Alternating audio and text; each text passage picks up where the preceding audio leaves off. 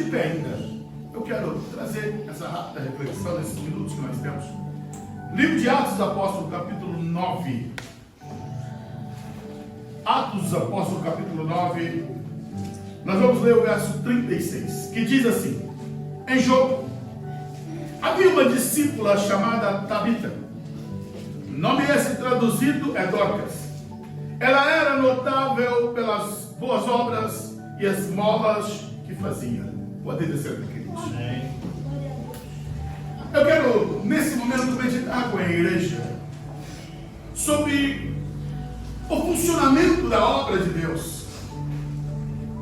A salvação é operada pelo Espírito Santo, mediante a eficácia daquilo que Jesus fez lá na cruz do Calvário. A salvação não é méritos nossos, não é nós que provocamos a salvação vem de Deus.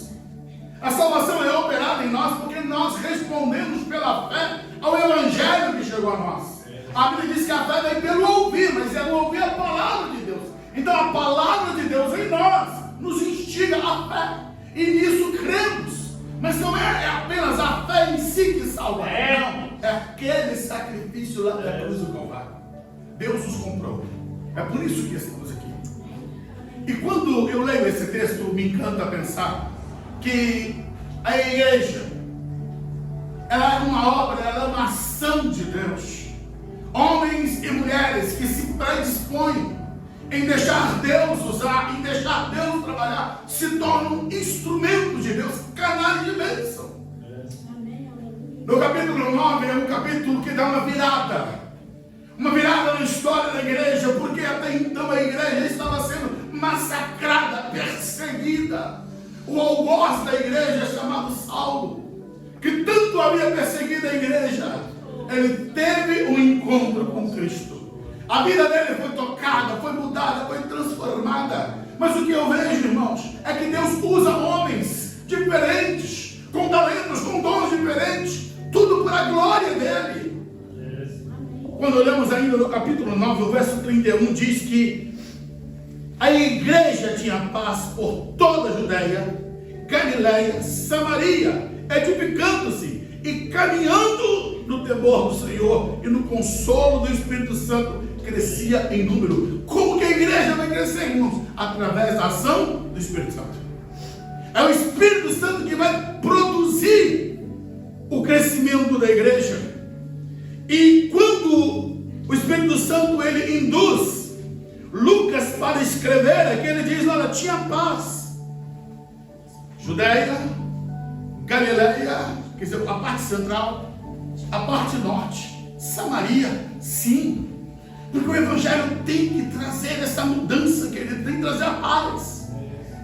E houve esse período de manifestação de glória que trouxe paz. Olha, a igreja tinha paz por toda a Judéia, Galiléia, Samaria.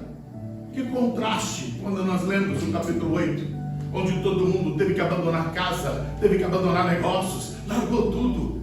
Entenda, irmãos, por mais luta que passemos, chega o tempo do refrigério de Deus. Tem um momento que Deus intervém, o refrigério ele vem do céu. Agora o que nós não podemos é nos precipitar.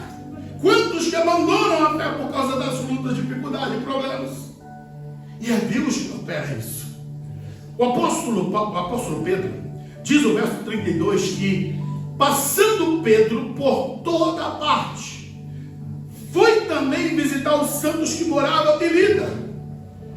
E aqui, irmãos, eu quero mostrar que o Evangelho ele vai funcionar em nós à medida que nós nos predispomos em se tornar bênção para aqueles que ainda não conhecem o Senhor e para aqueles que conhecem.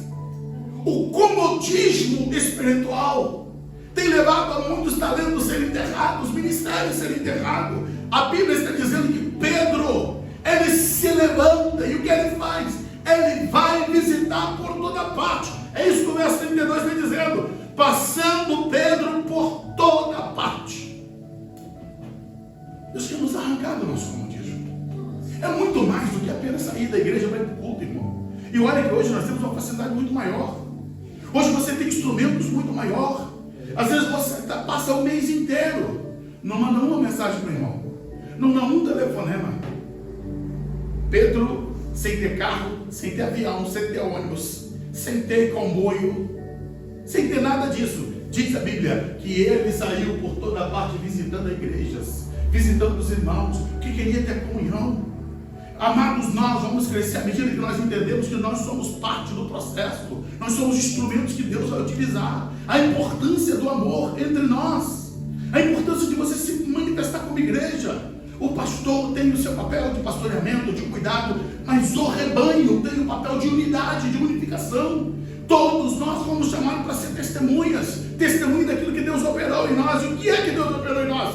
Primeiro, Deus nos libertou do pecado, Deus perdoou o nosso pecado, Ele construiu em nós uma nova história. E você é testemunha disso, você tem que dar testemunho disso. Pedro, ele tem essa preocupação de ir por toda parte. Ele foi visitar os irmãos que moravam em Lida. Ali acontece o milagre. Mas o ponto central que eu quero falar aqui é sobre a cidade de Jope. A Bíblia não diz que ali em Jope havia nenhum apóstolo. Não. Lá em Jope tinha um grupo de crentes que servia a Deus, que adorava a Deus, que estava ali com corações compungidos, prontos para o momento que eles também aguardavam a volta do Senhor. Eles estavam servindo a Deus com todo esmero, com toda dedicação, sem murmuração, sem reclamação. Jope é uma cidade portuária. Lembrando, Jope é o mesmo local que Jonas,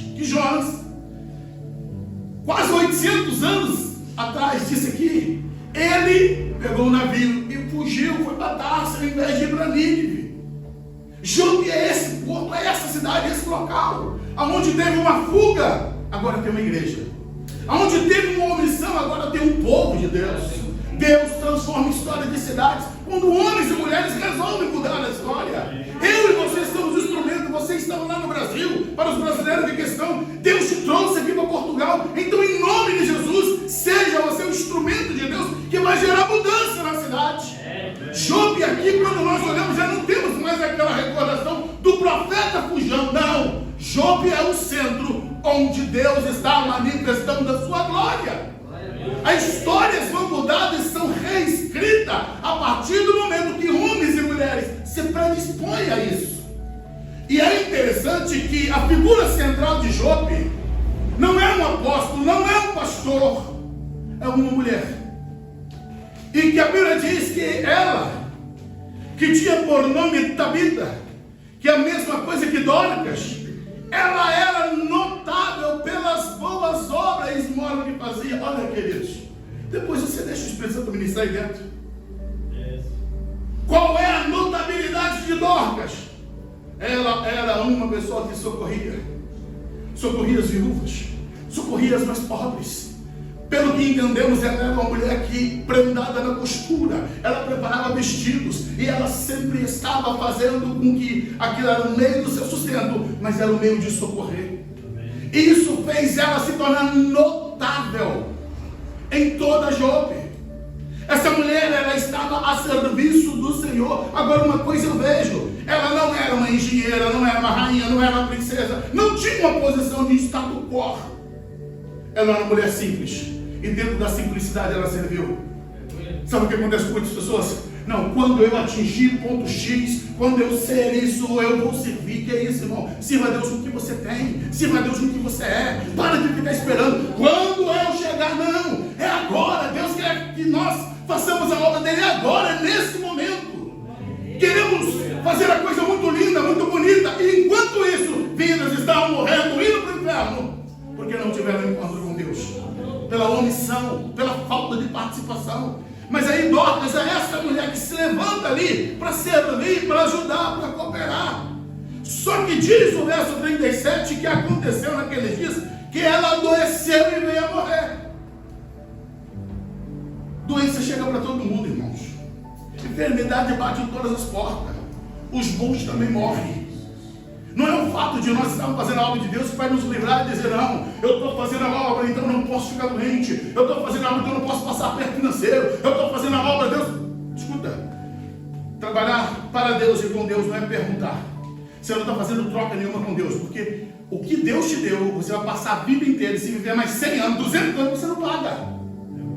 Porque a Bíblia diz que não foi com ouro, nem com prata, nem com pedras preciosas que vocês foram resgatados da vossa maneira de viver, mas foi com o precioso sangue de Jesus, o preço do nosso resgate. Nós nunca pagaremos a Deus. É uma dívida impagável que nós temos com Ele.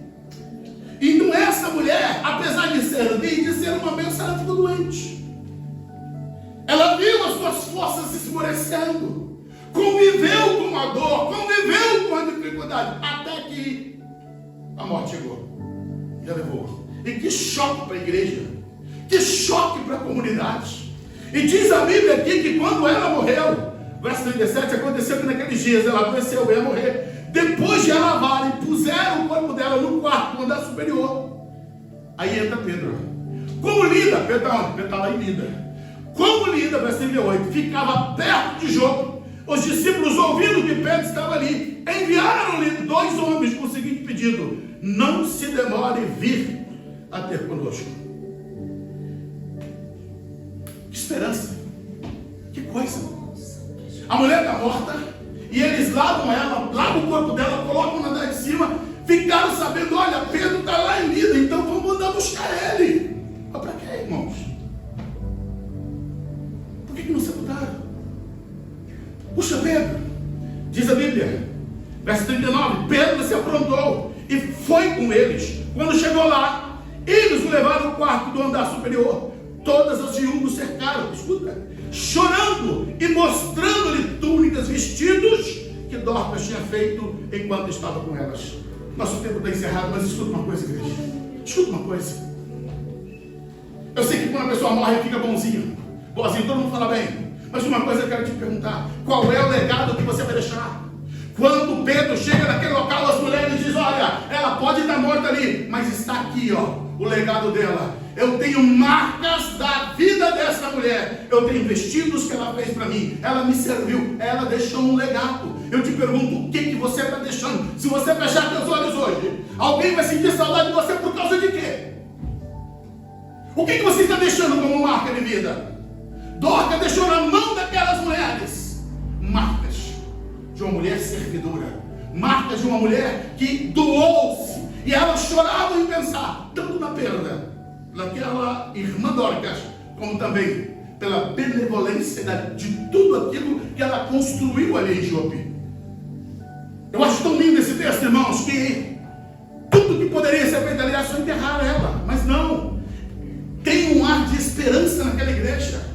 E mandam chamar Pedro, e Pedro vem, Pedro chega ali, e o que ele faz? Diz a Bíblia no verso 40, mas Pedro então mandou que todos saíssem, ajoelhou-se e orou, e depois ele voltou-se para o corpo e disse: Tabita, levanta-se. Desce todo mundo. Rei de Deus. Pedro olhou para o corpo daquela mulher e disse: eu nunca vi ainda na igreja isso acontecer, mas Senhor, se eles me chamaram, eu vou orar e só vai fazer qualquer coisa aqui. Ele viu Lázaro, mas Lázaro, Jesus estava lá, mas era da igreja, não tinha ocorrido ainda. Pedro dobra seu joelho no chão, ele vai clamar, ele vai orar, levanta, cheio da presença de Deus, ousadamente, vai até um corpo inerte, diz: Tabita, levanta-se. E os olhos daquela mulher se abrem. A vida entra naquela mulher. E diz a Bíblia aqui que abriu-se os olhos e vendo Pedro, ela sentou-se. Pedro então deu a mão a ela, ajudou ela a ficar de pé, chamou os irmãos e apresentou ela. Dorcas está viva. Dorcas está viva. Diz a Bíblia que isso se tornou notório em toda Jope, verso 42, e isso se tornou conhecido em toda a cidade de Jope, e muitos creram no Senhor. Tem vida, tem esperança. À medida que o poder de Deus se manifesta, que a glória de Deus se manifesta, tem mudança de história. O sepultamento daquela mulher foi cancelado, porque tinha ali uma igreja cheia de esperança e tinha um homem de Deus naquele lugar. Escuta uma coisa: tem muitos casamentos sendo sepultados, tem muitas vidas e esperanças sendo sepultadas. É hora de Deus tocar em nós e mover uma igreja que vai trazer de volta a esperança. Esperança para aqueles que estão desalentados. Trazer esperança, não vai sepultar o casamento, não vai sepultar a esperança, não. Tenha esperança em Cristo Jesus. Deus vai ressuscitar, trazer aqueles que estão mortos no pecado, sem esperança alguma, e trazê-los para a vida. Se coloque de pé. Eu quero orar por você agora. Eu queria te pedir em nome de Jesus que você se concentrasse naquilo que Deus está falando para a igreja. Porque você pode ser um instrumento de Deus para trazer mudança.